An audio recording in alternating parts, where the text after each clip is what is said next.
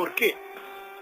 Esa es quizá la pregunta. Hoy de mañana ya estábamos conversando con Gabriel, preparando el programa de esta noche, naturalmente, y bueno, intercambiando figuritas y demás, íbamos pensando con qué personas hablar para poder avanzar en estas cuestiones. Sí. Cuando además nos preguntamos por qué, nosotros creo que partimos de la base de que algunos de los por qué que se han escuchado son impresentables. Sí, claro, naturalmente. Entonces intentamos nosotros encontrarle otra explicación, y no retomar una tradición vieja, antigua, y que además ha demostrado que está superada. Sí, claro. Que el Uruguay se ha esforzado mucho en superar, por otro lado, naturalmente, ¿no? Hay que caracterizar bien las cosas y llamar las cosas por su nombre, ¿no? Este hombre fue un doble homicida. Exacto. Asesino. Claro, sí, un doble asesino, efectivamente. Y yo quiero decir una cosa que yo quiero decir una cosa que claro. Nadie asesina a la persona que ama. No, lógico. Ni la golpea, ni nada, ¿no? Naturalmente. Así que le pedimos una vez más a la psicóloga forense Adriana Savio que nos diera una mano esta noche para hablar en voz alta de esto, de lo que hay que hablar en voz alta también, naturalmente. Adriana, buenas noches, ¿cómo estás? Buenas noches, ¿cómo están? Muchas gracias nuevamente por la invitación. Un saludo muy grande a todo el equipo. ¿Cómo andan? Gracias a vos por ayudarnos, Adriana. No, por favor. Todos los testimonios dicen que este hombre era un hombre estable, un hombre de trabajo, con sus cosas, ¿no? Salía a cazar, iba a pescar, esto y lo otro. Y bueno, un hombre así termina convirtiéndose en un doble homicida, incendiario. Y con la intención de matar a dos personas más, ¿no? ¿Qué pasó, Adriana, según tu mirada, no? El caso de este muchacho es especialmente, como yo te hablaba hoy, cuando estábamos cuando me estabas convocando, es especialmente intrincado, ¿no? Yo lo que te comentaba justamente es esto que nos tiene a todos bastante preocupados, que son casos no fácilmente perceptibles, o sea, y justamente cuando estamos hablando de esto que parece de perogrullo, que no lo es, se nos complica muchísimo para poder prevenir este tipo de circunstancias, ¿no verdad? Porque es como ustedes muy bien están planteando. Nadie esperaba el comportamiento totalmente, diríamos, desacatado y totalmente furioso, de alguna manera, para poner un nombre, de este sujeto frente a todas estas personas, a estas vidas inocentes, que fue complejísimo, o aparte de hecho también si lo ponemos a analizar desde el punto de vista del perfil criminal, también es muy complejo porque se sale de lo que vendría a ser también un feminicidio y una, diríamos, figura que funciona dentro de lo que vendría a ser la violencia doméstica, porque también ataca a un funcionario policial, le da muerte terriblemente, o sea, no hay, diríamos, cuesta mucho, es un espacio muy ciego, donde cuesta muchísimo poder empezar a encontrar, diríamos, núcleos de luz de, diríamos, móviles que lo pudieron llevar a ese tipo de descontrol. Desde el punto de vista de lo que es la psicología clínica, que es una psicología que tenemos que tener muy aceitada cuando trabajamos en el plano de lo forense y en el plano de lo pericial, el sujeto claramente sabía lo que estaba haciendo, estaba en su total conocimiento del principio de realidad, como desgraciadamente estos casos sucede, o sea que el argumento de no sabía lo que le estaba pasando es totalmente inválido. Por otra parte, claramente es un sujeto que desde la psicología clínica forense se integra o ocupa el espacio bastante gris o bastante poco claro de lo que vendría a ser, diríamos, un ataque de ira descontrolado que tiene, que yo no descarto que en el momento que lo sufre y en el momento que hace el desastre que hace, no haya tomado totalmente conocimiento de las dimensiones que podía llevar a cabo con los disparates que cometió. Pero eso no está al mismo tiempo justificándolo y haciéndonos ver de que el sujeto no sabía lo que hacía, porque sí sabía lo que hacía y de hecho en todo su funcionamiento criminal, porque ya es un funcionamiento criminal, de todos los pasos que lleva adelante y de todos, diríamos, las etapas por las que porque además posteriormente él siguió. Exactamente, y hay premeditación también, digo, o sea, claro, que a mí justamente era lo que más me llamaba la atención en este caso, ¿no verdad? O sea, empieza, diríamos, con una serie de disparates, agrediendo, por supuesto, a su mujer, a su hija, ultimándolas, a su mujer y después ultimando a funcionario policial, y posteriormente después continúa como una especie de carrera fugitiva donde se empieza a, diríamos, esconder de todas las autoridades, pernota diríamos, en la escuela, le comenta a integrantes del ambiente que él estuvo a menos de 10 metros de funcionarios policiales y que él los estaba viendo, o sea, sufre una transformación. Estaba hasta disfrutando de la cuestión. Bueno, ahí está el tema, o sea, sufre claramente una transformación donde en realidad él es como que pasa de vivir en una vida cotidiana y común y corriente como cualquiera de nosotros, como cualquier ciudadano de a pie, a ser como una especie de prófugo de una película, ¿no? Entonces, este elemento que parece, diríamos, muy, para llamarlo de alguna manera, telúrico, digo, en realidad también tiene que ser interpretado y es muy significativo desde el punto de vista clínico, porque claramente también nos está hablando que el sujeto, si bien nunca se desconecta del principio de realidad y es consciente de lo que estaba haciendo, premedita, diríamos, pasos y demás, al mismo tiempo también tiene diríamos, un espacio que es como lo que les llaman en psiquiatría, una especie de espacio ciego, un hiato ciego, donde en realidad hay momentos que hace contacto con una cosa un poco más loca, ¿no? Una cosa un poco más desconectada de la realidad, donde se transforma en una especie como de, diríamos, de personaje de autoheroísmo para él seguramente, ¿no? Y, o sea, donde él, esto de, bueno, la policía estuvo cerca de mí pero no me vio, ¿no? Acá está el elemento justamente de esta cosa muy de autoimpunidad, a mí no me van a tocar, a mí no me van a encontrar. Narcisística, ¿no? Exacto. Y empiezan a haber una cantidad de elementos que ya nos están hablando, ahí sí, como ustedes bien planteaban al principio, de un trastorno de personalidad, de un sujeto donde claramente hay elementos del orden narcisista, patológico ya, de antisocialidad ni que hablar, pero también de una mezcla, ¿no? De un espacio intermedio donde empieza a aparecer esta cuestión de el orden de la personalidad, del orden de aspectos después posteriormente más neuróticos, pero ya diríamos con derivaciones a una cosa más loca, que no llega a delirar, pero sí que llega a entrar en estructuras, diríamos, megalomaníacas, donde seguramente se sentía con muchísimo más poder que de hecho tenía, diríamos, y empiezan a haber transfiguraciones de la realidad, ya cuando el sujeto entra en estos estados. Claro. Vos sabés, Adriana, que ahora conversando con el jefe de policía de Paysandú, yo le preguntaba si había antecedentes. Y él decía que no había habido ninguna denuncia. Claro. Entonces, hubo una denuncia en el mismo momento. Claro, pero que no. Fue lo que desató todo. Claro, pero no anterior.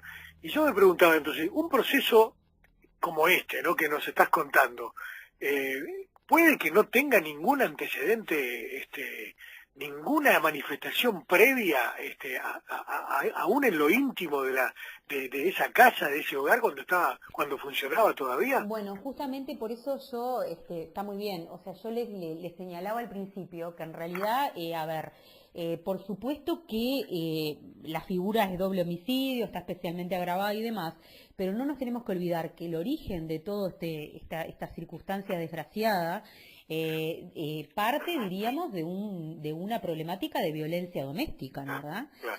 Que claramente, por supuesto, no fue denunciada a tiempo. Esto, por supuesto, por favor, quiero que se entienda, no es por un tema de culpabilizar a la víctima, ni muchísimo menos, pero digo, nosotros actualmente, los últimos valores del Observatorio del Ministerio de Interior están hablando de que solamente el 20% de las mujeres que sufren violencia doméstica y violencia, como tú decías, en el plano íntimo de la familia, solamente el 20% denuncia. El resto calla absolutamente. Entonces, acá nos volvemos a encontrar con un fenómeno con el que yo diariamente lucho, que digo también atraviesa justamente la patología de, por ejemplo, el maltrato y el abuso sexual infantil, que es el ámbito íntimo del núcleo familiar. O sea, en el Uruguay, el intramuros de la familia es tremendísimamente respetado y les diría que de manera excedida, o sea, nosotros civilmente interpretamos que, bueno, pasa dentro de la casa, nadie lo comenta, nadie lo dice, y si lo hacen, como nadie, diríamos, estructura una denuncia ni demás, queda muerto ahí el tema. Y después aparecen este tipo de consecuencias. Fíjense, por ejemplo, yo estaba los otros días justamente en contacto con las cifras últimas del Observatorio del Ministerio del Interior, donde el 56% de las circunstancias de homicidio durante el 2017 fueron causa de violencia doméstica.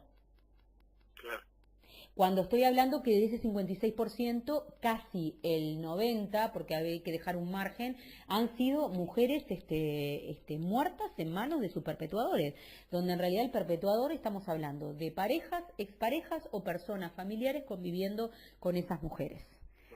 Entonces, cuando nos enfrentamos a un caso como este, que por supuesto suma lo complejo, como yo le hablaba hoy en la tarde a Gustavo, el hecho de la patología que ya este sujeto trae, que a su vez es sumamente compleja, porque es una patología difícil de captar y de periciar, porque es del orden del trastorno de la personalidad, no estamos hablando de un sujeto que delira, sino que es un sujeto que a los ojos del vecino es el buen vecino, normal, el buen ciudadano, capaz que inclusive hasta el mejor vecino que uno puede tener, y a su vez lo unimos a este silenciamiento que hay de denunciar y de poder expresar lo que pasa, estamos en un problema complicado, porque digo, es como que yo tengo, diríamos, una dinamita tapada adentro de un núcleo familiar donde de repente se destapó y se desata una circunstancia de estas características que es un disparate, que a su vez, desde el punto de vista dinámico,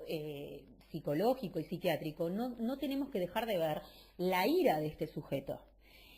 A mí, por ejemplo, esta circunstancia, y por supuesto con muchísimo respeto lo digo, pero lo digo de una manera gráfica para que todos los que nos están escuchando lo comprendan, me hizo acordar muchísimo a una película que todos deben conocer, que es Un día de furia, de Michael Douglas, donde aparece... el estallido de aquel hombre cuando tiene un lío en el tránsito, ¿no? Una cosa así, exactamente, cuando despunta, y esto, por supuesto lo digo con muchísimo respeto, ¿no verdad?, pero cuando despunta este botón parafrénico, que así se llama en el ámbito psiquiátrico, en la cabeza del sujeto, que es un sujeto que, bueno, va, trabaja, está en contacto con su familia, y de repente un día, diríamos, despuntó este botón, aparece algo que contacta ese botón y la persona se descontrola totalmente y termina cometiendo un disparate de estas características, ¿no? Donde en realidad no hay que desconocer ni darle poco valor al fenómeno de la ira en este caso. Sí. Por supuesto que no lo estoy planteando por una justificación ni muchísimo menos, pero desde el punto de vista clínico no lo podemos dejar. Se cortó. Se cortó por un instante. Yo sé que hablar sobre lo que probablemente un colega tuyo haya dicho no te resulta cómodo, pero no quiero que hables específicamente del tema, pero sí porque es un argumento que se está repitiendo lamentablemente. Yo decía hoy al arranque del programa, la verdad que no quiero vivir en un país donde ahora resulta que la víctima es responsable por haber dejado a este hombre y por haber comenzado otra relación, es decir, por haber decidido vivir su vida de una manera diferente. ¿Por qué digo esto? Porque según un forense que al parecer trabajó en el caso, dice, el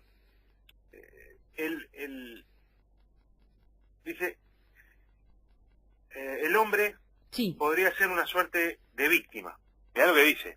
El hombre podría ser una especie de víctima, porque no tenía herramientas, dice este forense, para asimilar el nuevo modelo cultural y la ideología de género que implica, entre otras cuestiones, descartar a la mujer como posesión. Al la mujer tomar la decisión de irse, y de él sentir, por lo tanto, que la mujer era libre de decidir sobre su propia vida, en definitiva, como dice este forense, entrecomillado, se transforma en una suerte de víctima que, bueno, enloquecido por una pasión irrefrenable, termina cometiendo estos delitos. Sí. No podemos aceptar esto como una explicación, ¿no? A ver, vamos, porque hay muchas cosas hay mucha información en esa frase. No sé bien en realidad quién lo planteó, igual después lo veré, eso no hay ningún inconveniente. Lo que yo creo es que quizás a lo que también se está refiriendo tenga que ver con esto que yo estaba hablando recién del botón parafrénico. Y cuando hablo del botón parafrénico, lo hablo desde el punto de vista clínico. Y acá quizás en esta expresión que tú me leíste, hay como mucha información superpuesta que puede haber generado confusiones. ¿Por qué digo esto? Porque desde el punto de vista forense es muy importante separar todo lo que es el terreno de la victimología forense, ¿tá? Del terreno de lo que vendría a ser la parte más clínica propiamente dicha, ¿no? ¿Verdad? Cuando digo separar, ¿qué quiero decir? Separar para poder explicar a todos los que diríamos están escuchando, para que no haya, diríamos, una superposición de información. Paso a explicar. Desde el punto de vista victimológico forense, ninguna víctima es, diríamos, culpable de la circunstancia que está viviendo.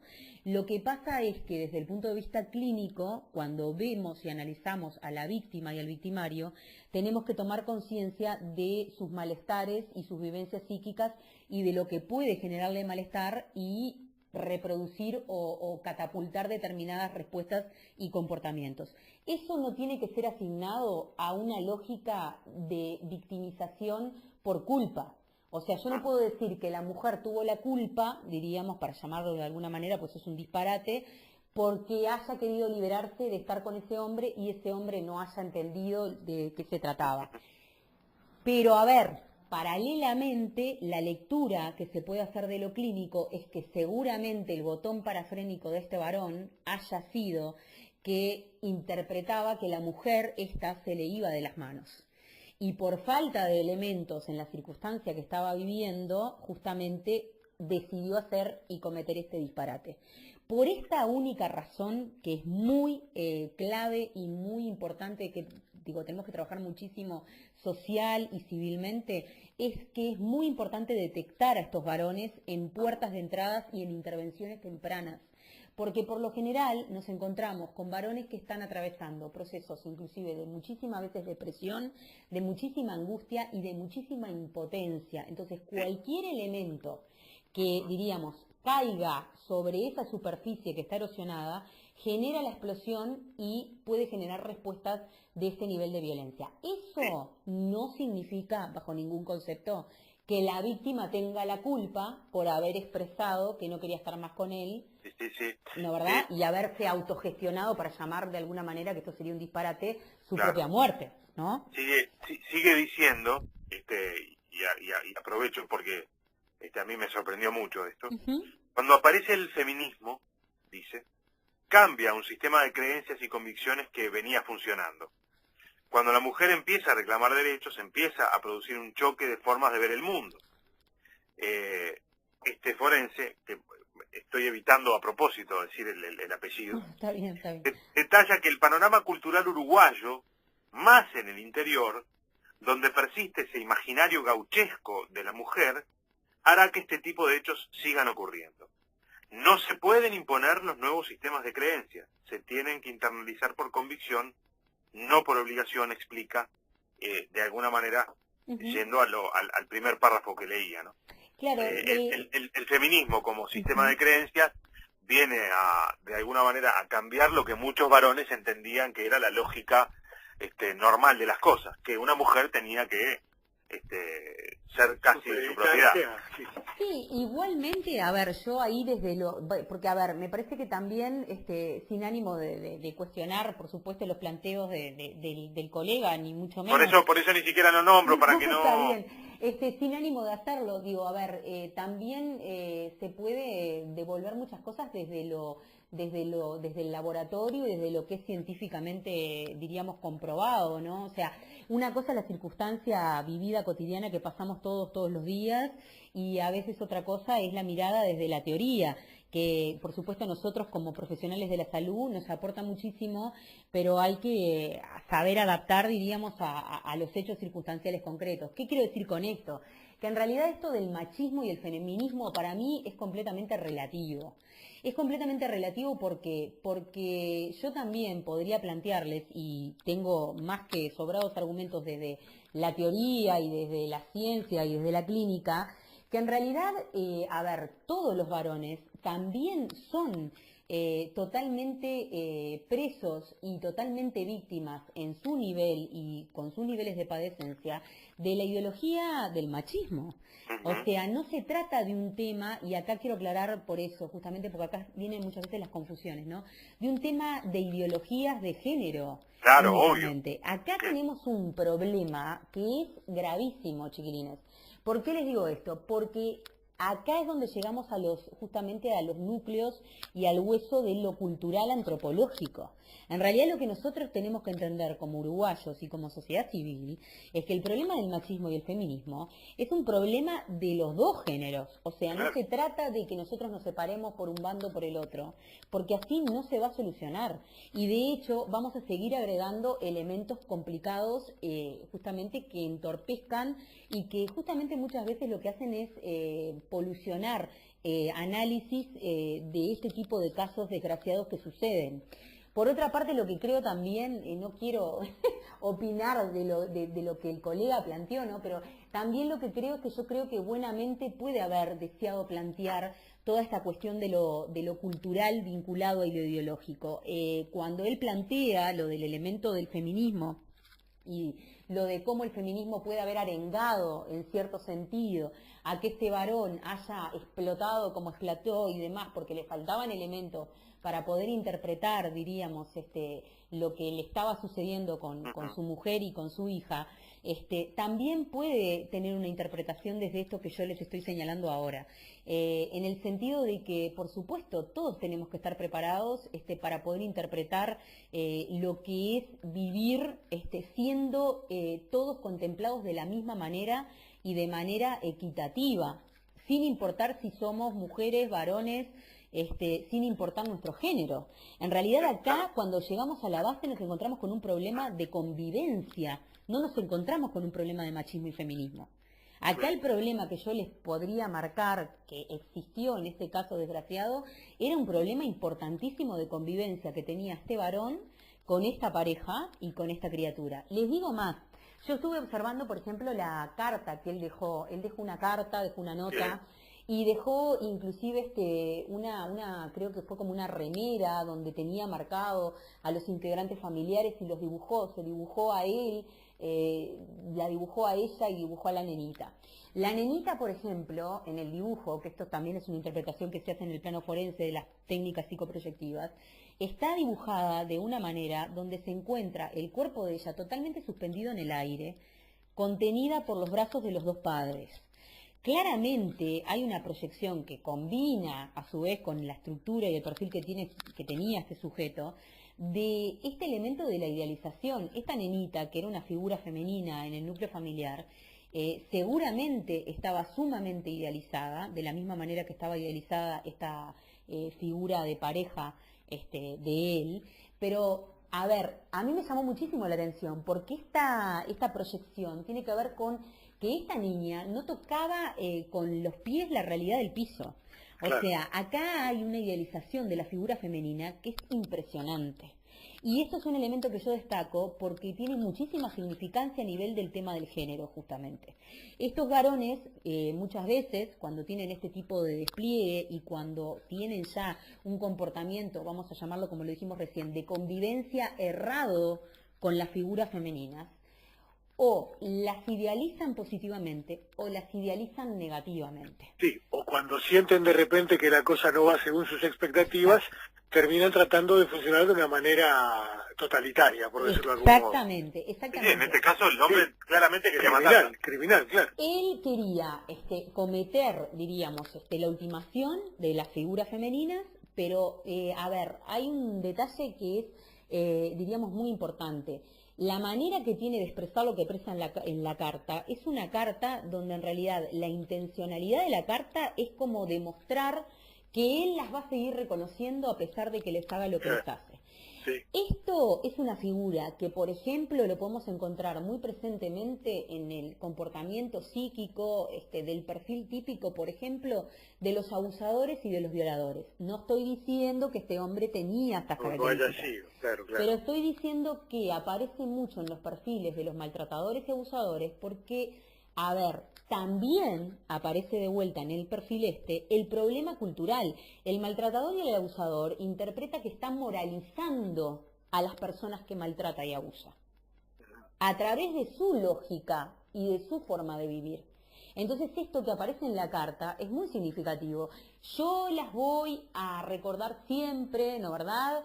Sí. Les di todo lo que pude, pero siempre las... Claro, yo lo vi como una manera hasta de autojustificarse, ¿no? Frente a todos, una ¿no? Autojustificación haciendo una idealización. Si claro. No puedo tenerlas como yo quiero en vida, claro, no va a tener nada. No claro. van a tener nada y las voy a tener idealizadas, diríamos... Sí, claro, en un mundo distinto, sí, ¿no, sí, verdad? claro. Recuerden, por ejemplo, la frase justamente de los movimientos, ahora por la reivindicación justamente del tema de los feminicidios, última, que tiene que ver justamente con esto, muertas no sueñan. O sea, claro. Si yo no puedo ofrecerles lo que yo interpreto como varón, que ellas demandan de mí, entonces van a estar, diríamos, no van a estar vivas, pero las voy a seguir idealizando, ¿no? Porque aparte de eso en la carta aparece como una idealización muy inclusive hasta pseudo religiosa, como si fueran ángeles, como que van a quedar como, diríamos, inmortalizadas en su pensamiento. Claro. Adriana, gracias por este rato esta noche. Por favor. Fue buenísimo charlar de vuelta contigo porque aparte aprendemos y además vemos cosas que de repente no habíamos advertido hasta el momento. Así que gracias de vuelta y estamos en contacto. Estamos en contacto, un placer muy grande y bueno, y finalmente agradecerles nuevamente y agradecerles principalmente el periodismo de investigación que hacen siempre, que siempre se los reconozco porque me parece una maravilla y bueno, que este tipo de problemas son problemas de convivencia, son problemas sociales básicamente, y que tenemos que salir entre todos, haciendo cadenas entre todos los que queremos aportar, tanto sean como ustedes que trabajan desde el periodismo, o como los que trabajamos profesionalmente a nivel interdisciplinario, que acá en realidad la separación no hace, diríamos, a la respuesta que están buscando todos los uruguayos, sino que tenemos que unirnos entre todos para poder sacar adelante justamente, diríamos, este país en estos aspectos que se puede y que es realizable. Y que bueno, que tenemos que confiar en nuestro propio poder. Muchas gracias. Gracias, Adriana. Buenas noches. Buenas noches, que pasen muy bien. Adriana Savio, que es psicóloga.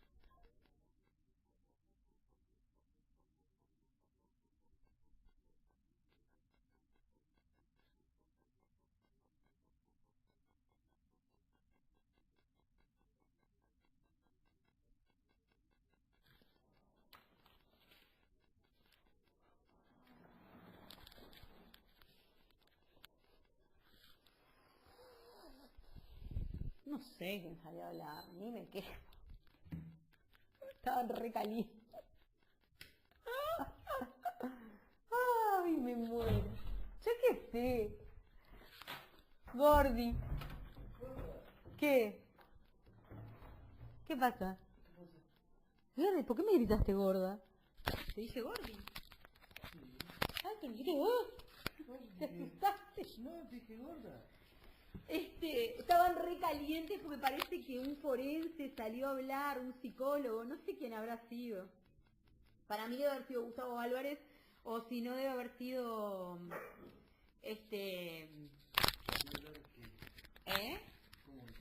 Sí, un psicólogo forense, dice que salió a hablar, un colega mío, de que la mujer tuvo la culpa de que el tipo la matara, un tarado. Y me largaron esos comentarios al aire, y yo tuve que responder. Y yo una cintura, no sabés. Sí, claro. Porque, digo, o sea, en realidad, a ver, no creo que haya tenido una mala intención de lo que dijo, es entendible lo que dijo. Pero desde el punto de vista clínico, si vos lo decís al aire o lo decís abiertamente en un medio de